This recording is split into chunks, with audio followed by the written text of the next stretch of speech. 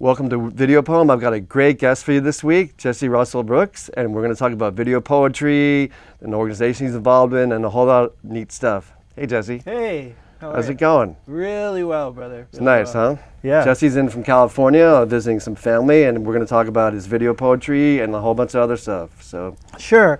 Well, I think you are a filmmaker and video poet. Oh yeah, well. You know how it is in the 21st century, like everything, blogger, video poetry. Absolutely. You know, so that's we all do it all now. Yeah, we got to learn how to do it for sure. Yeah. Well, I am the founder and director of the Film and Video Poetry Society, and that's been around for about a year. Our online platform actually launched in August, so we're about a year and a half old. What the Film and Video Poetry Society does, what our platform does, is facilitates a internet distribution system, so people who are experimenting with film or video poetry and experimental film that includes poetry, is driven by poetry, have a place to have like an exchange and to present their work. So how do people find that? What's the URL of that address? It is Film Video Poetry Society is a good Google search, but to go directly to the website is FVPSiety. So it's FVPsociety.com. The S is part of the society there. Now, so for people to submit work, I guess they have to like upload like a .mov file or an MP4. Like, how does it work? That's a really good question. Well, about once a year we have a call for submission, and that call is done through our platform through either email submission or a third-party platform in which filmmakers or poets can submit their work. Though all year long, we are open to email submissions where people can either upload their work to a third-party website like, let's say, Google Drive. Just include that link and we'll watch the... As a matter of fact, what I'm thinking of is what's the most popular way to submit is just email. A lot of people just submit projects that they've just finished, or they're looking to collaborate with other editors or other technicians in order to finish, and they send their videos through that email process, and we check it out. So it's like a link, like a Google Drive. So I'm not sending like, it's not up on YouTube or anything when you say third party? Yeah, like some people do sign up for YouTube or for Vimeo or these like media websites, but I don't think we have a recommendation on who to use. I think like in today's internet like universe, whatever the filmmaker or artist decides is going to be a comfortable way to deliver the media to us. And what are like the requirements? Fine. Like, I mean, is there any requirements? Is there like a length? Do you have like 10 minutes, 3 minutes? What? Do you know, about that? At first we were just saying short films. We're saying send us short films. But then we were coming into some problems because we didn't know necessarily how to define what a short film was. You know, like in Europe, there's some like standards where a short film is like 2 reels of a certain length, or like in the U.S. it's like however long like a scientific length of attention was, 8 minutes or something. I'm not quite sure what the details were, but because of that kind of like chaos in the definition of short film, we purposely just extended our duration to 60 minutes. So like, someone can send up to an hour long? Absolutely, up to an hour long, until at least we ratchet down on what exactly a short film is. Okay. Now, it's video poetry, so is it poems with imagery, or you're saying short film, but could it be anything? Could it be like a narrative? It's a really good question. Gosh, can it be a narrative? Yes, there are some poems that present elements within like the popular storytelling format. Like when you like think of like Baudelaire and his prose poems? Yeah. You know what I mean? Yeah, absolutely. Yeah. Like I believe we've even received a film that was, I think, inspired by Baudelaire. I'm not necessarily sure if they took it word for word. Gosh, who? Well, he has the book, his prose poems, Paris Spleen. Oh, okay.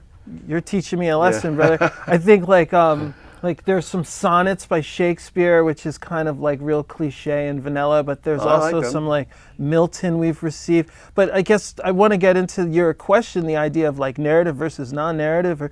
Gosh, do you know, we're a pretty young organization, and every time we think we got it friggin' down, it changes. Like we were thinking, like originally we're like experimental non-narrative, but then I don't think we necessarily knew how to like really define what the heck a non-narrative was.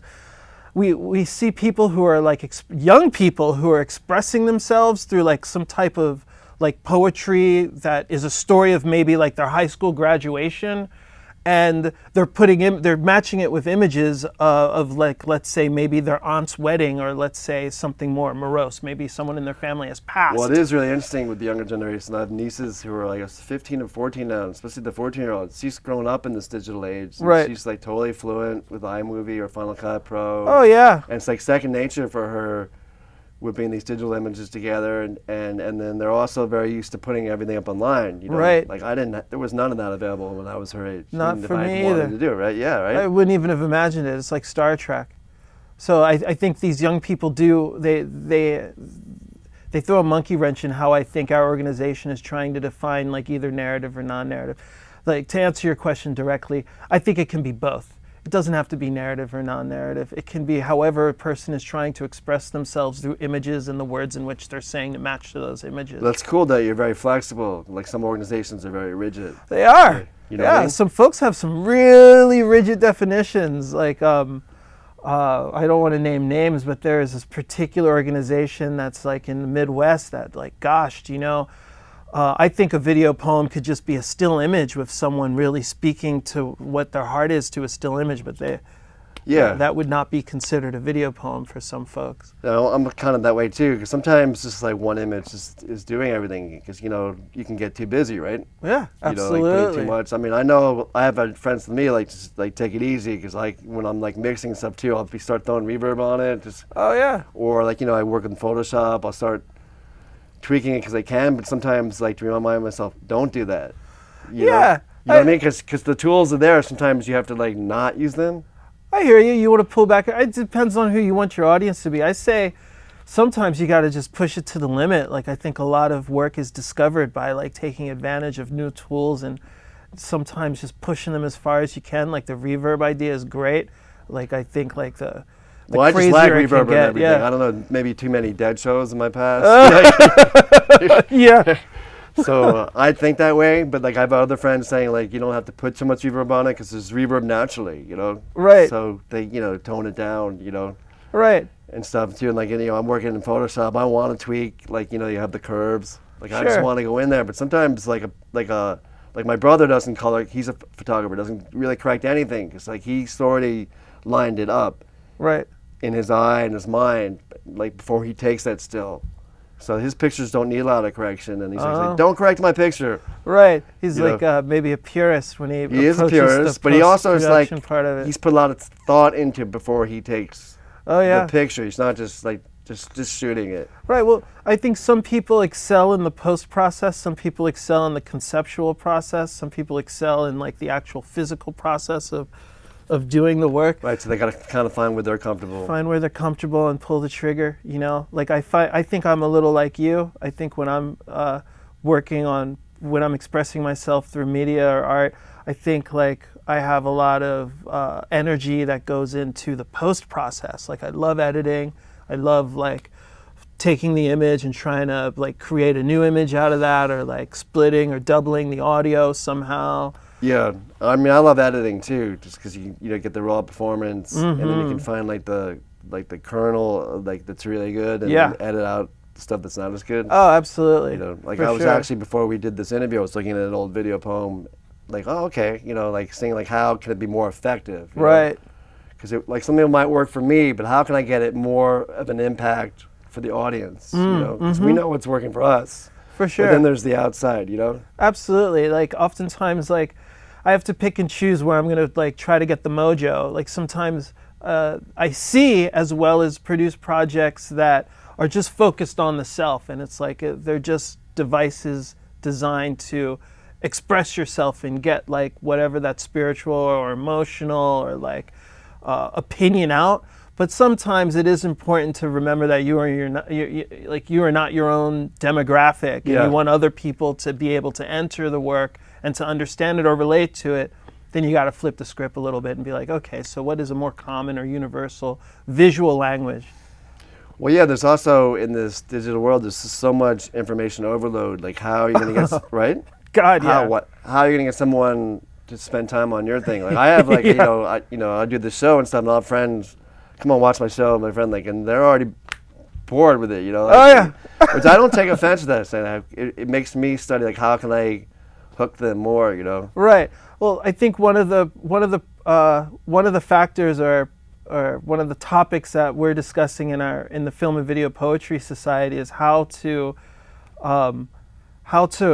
invigorate literacy, or how to get literacy, like visual literacy or reading or poetry or long epic poems or just like the human voice reading, how to make that exciting again for a lot of folks who are stuck to their iPads or stuck to their cell phones. Or, I don't want to be too judgmental. I do it too. But ultimately, like I have experienced with myself and my family, like little cousins and stuff, that their attention span is a lot shorter because a lot of people can get more of an instant gratification when they're using their devices.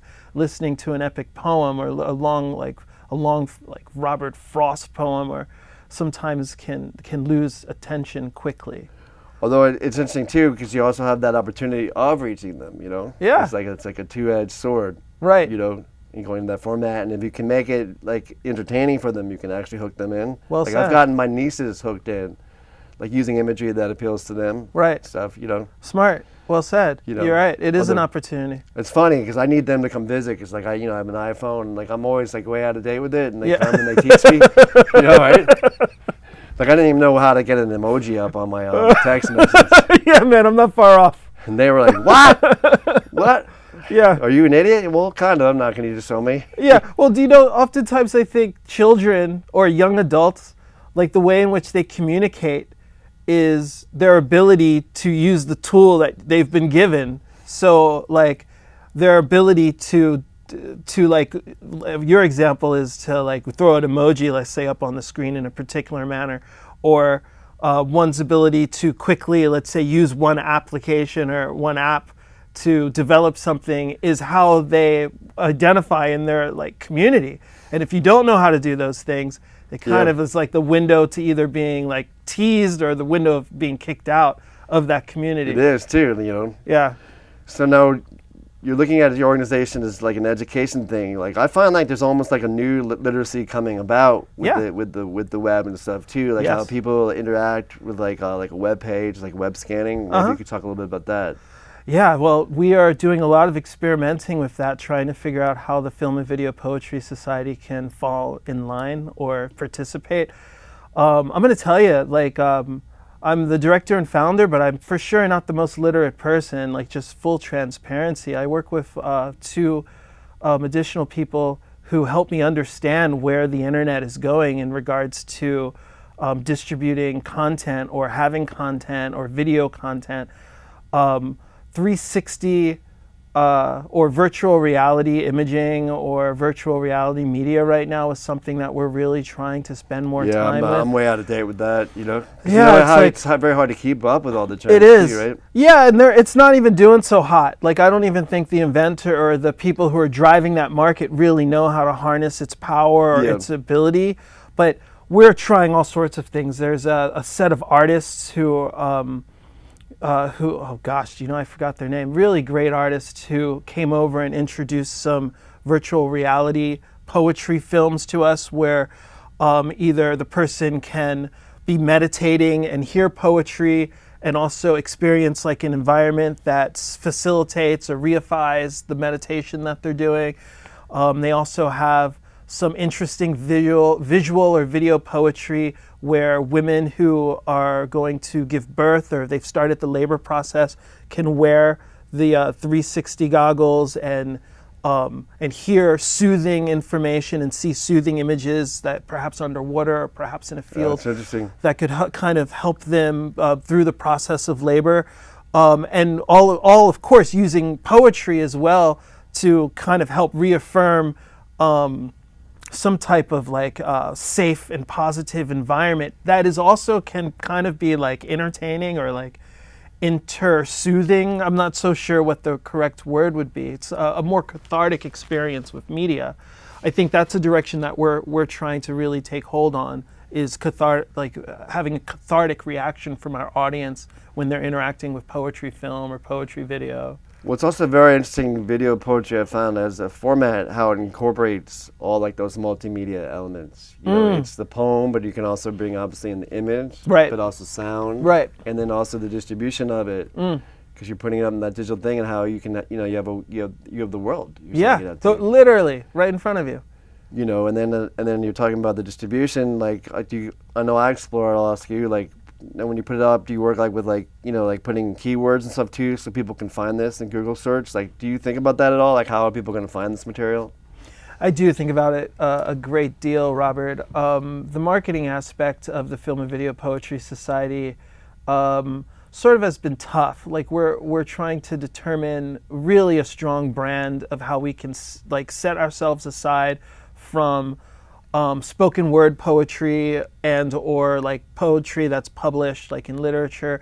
Right now, the keyword game isn't our hottest skill, but it's enough. What we're doing is with Google and those search engines is just really putting a lot of energy into the Film and Video Poetry Society, using words like film poetry or video poetry to help attract people to, or help really create a homecoming for people who specifically are like playing with cinema and poetry, or film and poetry, or expressing themselves with cell phones and poetry, but not really taking it over into like a performance art place where like the human voice takes center stage over the visuals. So we're really hoping to throw up a flag for folks who their work is synonymous with both the visual as well as the poem. It's like where the poem and visual can live together That's as interesting. one. So the visual component is a very big part of it. For us it is. I know it is for my own work too. Right.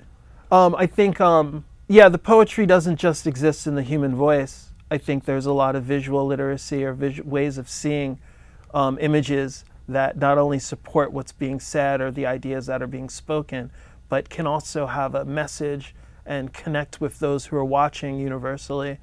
Right, it's interesting that you were bringing up like the performance stuff too. Like a lot of slam poetry, and I'm not putting anything down. Man, I'm not mad at slam poetry. I love it.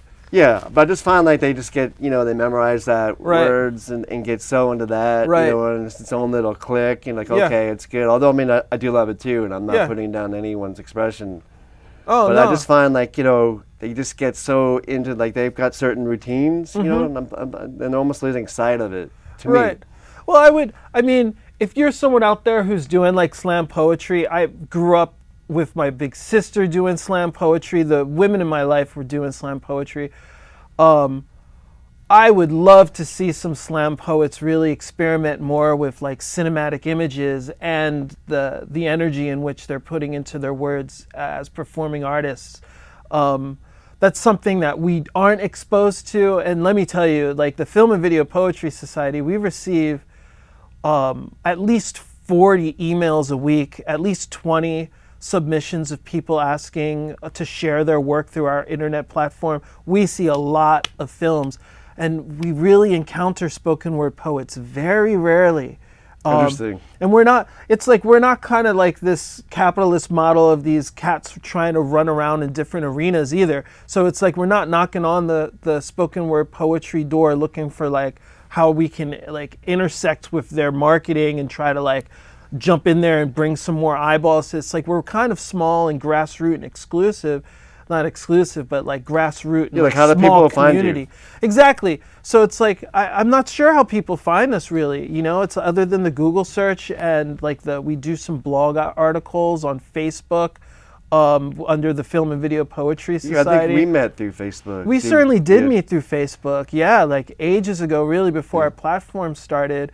I think you had posted some video poetry that you had worked on. And some of the cats that I was working with was like compiling all the people who they had encountered doing video poetry. And I think we started some dialogue on Facebook and to create an exchange. Yeah, that's how I meet a lot of my guests. Just connect and stuff, and then start talking about it, and then just hit it off, and like, you know, hey, I want to come on the show, you know. Oh yeah.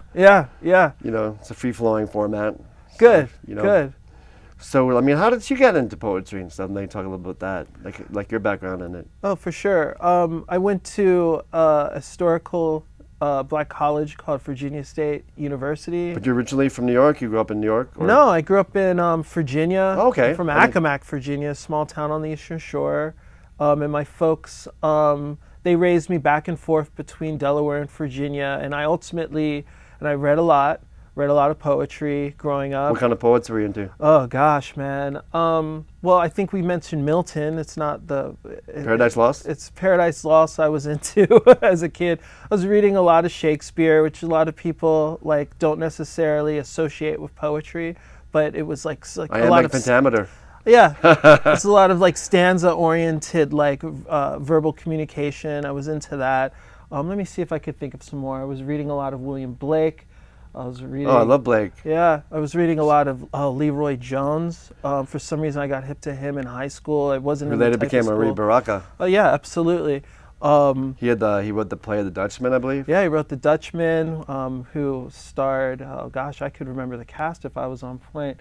Yeah, he's great. Because he comes a little bit. He also comes a little out of that beatnik movement, and like I was like I'm really influenced by the beats. You know, which is like Gheorghe Corso, Kerouac.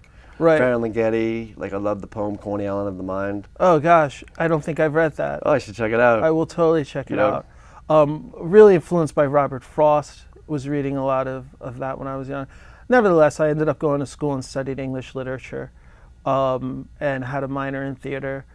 And poetry was never too far from how I was expressing myself, but it wasn't something that I necessarily thought would be connected to a career Did you path. write poetry, or you just? Oh yeah, I wrote a lot of poetry. I was that journal kid. I kept tons of journals. I have volumes of journals that I was keeping since I was like 5. You saved them? I've saved all mine. I saved every I started single writing thing. poetry when I was 15. Yeah, I was a little younger. I might have been 12 or something, but I kept everything. It's kind of cool though, right? When you can go back. It's great. You can go back and kind of like see the different layers of your like development and like where you were, where your mind was. As I get older and I read it, I realize, I realize how transparent I was, and how like I was very easy to read, and my feelings were very easy to for people to understand. Yeah, but that's part of the growth thing too. Yeah. But then also it's like, wow. Then there's also that thing like I was, like, wow, it really was amazing. Then like, right. I lose it, or I sucked. Right. Then I've gotten better. Yeah. You know. For me, it's like, I thought I was so cryptic and mysterious, but I wasn't at all. there's also that, having saved it. Yeah. But I always look at all my work as a work in progress. Like I can even take something from that I wrote back like in 1978. When I was 15. Like, hey, I can edit that now because I can see the intent. Right. Like I find for myself, like any older, I get better as a writer. Oh. Because I get more objective. I can see more. I can get more outside of myself. Right. Because like a lot of like the poets, especially when you're younger anyway, at least for me, it's like pouring all my feelings into it, which is great. But like, it's just pouring my feelings instead of like getting into the form and into the poetry, Right. Taylor Mead. I used to read a lot of Taylor Mead, who is a downtown New York poet.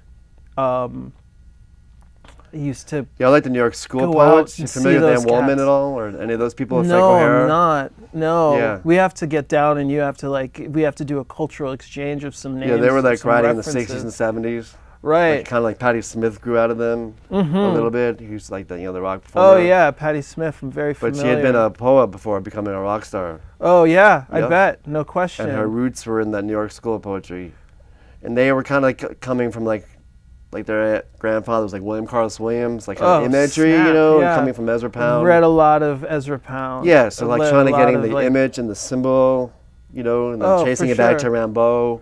Right. Right.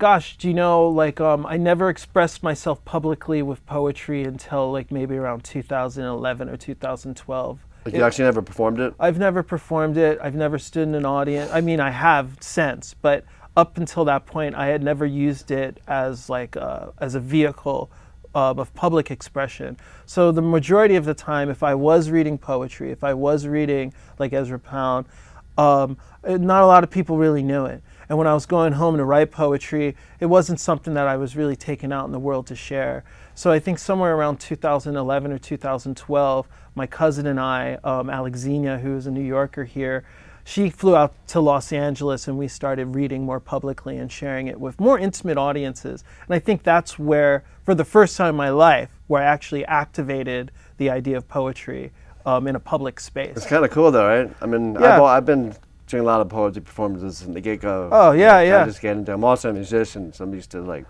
Oh, I know you play are. out, Yeah, yeah. Do you find like this is something that I've been working on. I have a lot of friends who are musicians and they're lyricists also, trying to really determine like this, like what is like the family or the literal connection between like songwriting and poetry writing. And I was thinking like, well, gosh, like I would love to try my hand at writing lyrics, but I don't necessarily know if those two camps actually intertwine or not. Well, they can. I'm just saying, like when you're writing song lyrics, obviously you're going more over in the convention because you have the music to back it up and Right. stuff. So like a lot of, like you've got hooks and stuff and choruses, which you might not have so much in the poetry. I see. But Yeah. they're very similar. Like I'm saying, like I mentioned Patti Smith before. Right. Songwriter Musician, but then and there's poet. songwriter. Right.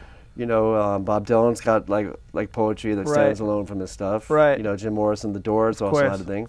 So I told you, we're just about done. Oh, Can wow. you believe did I tell you how fast we go? Yeah, dude, we could talk forever. We could really Yeah. cut it up probably. Oh yeah, but isn't that amazing? It is amazing. So just tell my folks like how they can get to that poetry society again. And I certainly will.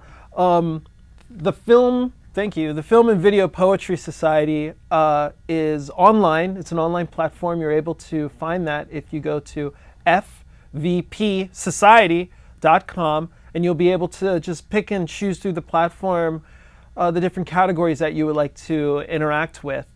And the film festival and symposium will be this April in Los Angeles, California. It's a 3-day event where films will be presented that are driven by poetry, as well as poets will be reading live, and there'll be some artists who will be trying to do, or not trying, but experimenting live with multimedia experiments with poetry. okay, great. Thanks for coming on. Hey, thanks for having me. Cool. Didn't that whip by fast? Yeah.